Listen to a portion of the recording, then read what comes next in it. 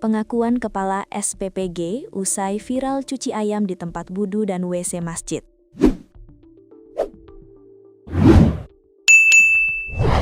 Dalam rekaman yang beredar, tampak para petugas SPPG mencuci ayam untuk menu makan bergizi gratis (MBG) di area masjid. Hal itu pun menuai kritik usai viral di media sosial. Belakangan diketahui, peristiwa tersebut terjadi di wilayah Desa Bantarjaya, Kecamatan Ranca Bungur, Kabupaten Bogor. Para petugas merupakan pekerja di SPPG Bantarjaya 02. Warganet menyoroti penggunaan ruang publik untuk kegiatan pengolahan bahan makanan. Selain itu, banyak yang mempertanyakan terkait penggunaan tempat ibadah dan tingkat higienisnya makanan yang dicuci di kamar mandi. Dalam video yang beredar, terlihat sejumlah petugas SPPG mengenakan seragam berwarna biru muda sedang membersihkan ayam di area kamar mandi tempat ibadah.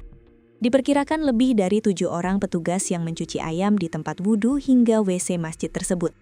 Usai viral, Kepala SPPG Bantarjaya 02, Wahyudi, bersama petugas yang mencuci ayam di toilet muncul memberikan klarifikasi.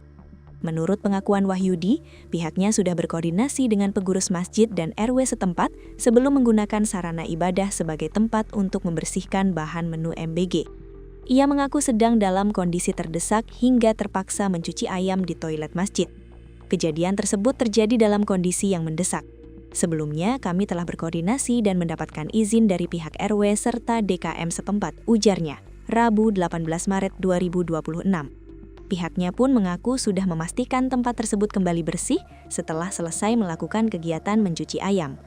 Perlu kami sampaikan juga, setelah kegiatan tersebut selesai, area masjid yang digunakan langsung kami bersihkan secara menyeluruh dan untuk memastikan kebersihan dan kenyamanan tetap terjaga, katanya.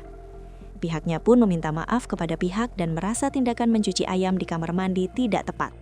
Kami dengan penuh kesadaran menyampaikan permohonan maaf kepada seluruh masyarakat, jamaah masjid serta pihak yang terganggu, ungkap Wahyudi.